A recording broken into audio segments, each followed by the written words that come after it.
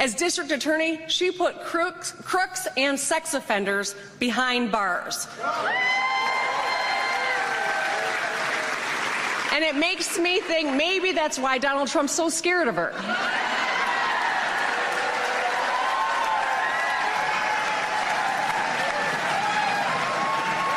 We've been paying a lot of attention to what J.D. Vance and Trump have had to say about the vice president. But it's time to look into what the Harris camp is saying to generate this much enthusiasm this quickly. How good is Josh Shapiro? Well, he's gotten a heck of a lot done in over the last year and a half.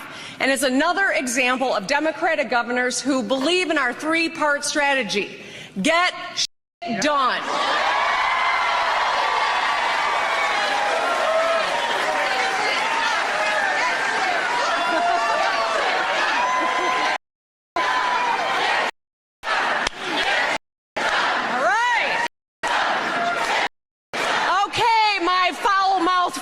Let's jump in. When you get a crowd of Democratic supporters chanting, "Get shit done," without concerns that conservatives will clutch their pearls and label them evil without paying attention to the point of the message, it's a sign that the party has found a way to free itself from the normalcy of doing and saying nothing out of fear of being judged. It may be that Harris has some of the characteristics of what society has always seen as disqualifying for no real actual reason.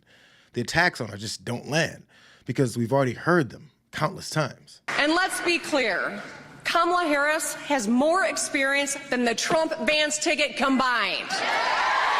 Between the two of those dudes, they only have 5.5 years, and it's not public service, it's self-service that they're in the business of. So our vice president is tough. She's experienced and she is ready, and she knows the job is not finished. That's why she's going to keep fighting for policies that make it easier for us to raise families. She'll keep fighting to lower costs and create more good-paying jobs. She'll keep fighting to protect our fundamental freedoms. And she will get it done because that's who she is.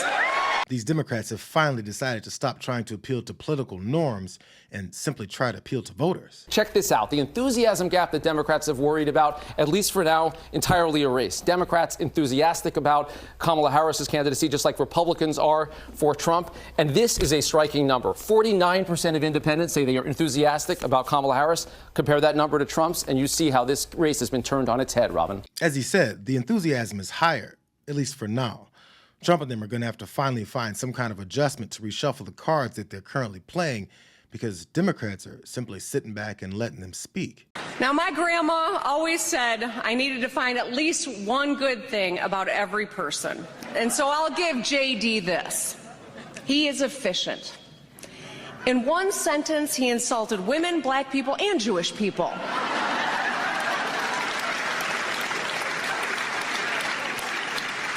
That's efficient. And that's all I got. Trump and Vance want to take us backwards, but we're not going back. Our response to them is simple: hell no. Are we going back to less freedom? Are we going back to cronies and crooks who help themselves at our expense? Are we going back to dangerous extremists? Oh, you're so good at this. Thank you.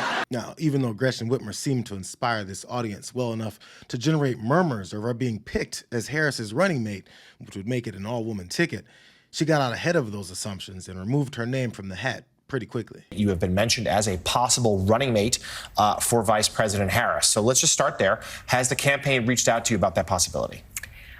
I have communicated with everyone, including the campaign, that I've made a commitment to serve out my term as governor in Michigan.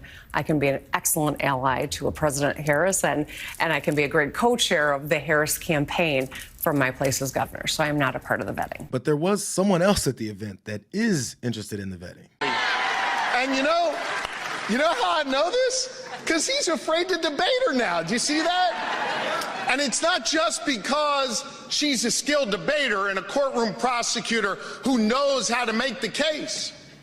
He's afraid to debate her because he can't defend his record. He's afraid to debate her because she knows the truth about how he failed as a president when he had the keys to the White House 4 years ago. Yo, am I the only one that's picking up on the fact that Josh Shapiro's cadence and inflection sounds a lot like Barack Obama's? You know how I know this? Because he's afraid to debate her now. Do you see that? She's a skilled debater and a courtroom prosecutor who knows how to make the case. He's afraid to debate her because he can't defend his record. Yo, maybe Whitmer isn't interested in the VP slot because she thinks that Shapiro has the Obama energy already perfected. It's actually pretty notable that part of the invigorated life behind this party's sudden optimism is channeled through VP Harris in the feel of former President Obama. And here's the other thing. He's told us what he wants to do. Y'all go crack open that whole Project 2025 thing. Go take a look. Go take a look at what his buddies and all his former staff wrote. That is, hold on, I'm going to repeat it. These are not my words. These are words of this guy in the front row. That's some scary shit right there. That's what he just said. It's really scary. It is an agenda to take away more of your freedoms. It is an agenda to use the police and the military in this country to settle scores with his enemies. It's an agenda to pollute our air. And it's an agenda to undermine our public health and our public safety. It's written right there in that whole Project 2025. So the guy's more dangerous because he knows what he's doing. He's got no guardrails around him anymore, and he's told us what he wants to do. And he's told us what he wants to do. I don't have a very good Obama impression, but it feels like that's what he's going for there. Just go back and listen to old speeches or something. You'll see it. But anyways, this approach may actually keep Trump world guessing about how to get some traction against this crew when they've never had to even think about attacking them on substance. Because so far, it's just been Democrats letting MAGA conservatives talk about how they don't need votes. And if Christians just vote this one last time, voting won't be necessary anymore because that'll all be over and taken care of. So as long as Harris's surrogates continue to embody the unafraid energy that speaks to Americans as useful people in need of representation and results, the Trump camp may be trying to catch up for the next few months. Have you ever seen this guy? Like when he's on stage, he like kind of meanders over, can't really walk well. And he goes over to the flag and he like hugs the flag. I mean, I love the flag, but it's a weird thing he does, right? But while he's hugging the flag, you know what he's doing? He's ripping away our freedoms. That's what he's all about, because here's what I know. It's not freedom to tell our children what books they're allowed to read. That's not freedom. It is not freedom to tell people they can go to work, but they can't join a union. That's not freedom. It is not freedom to tell women what they're allowed to do with their bodies. That's not freedom.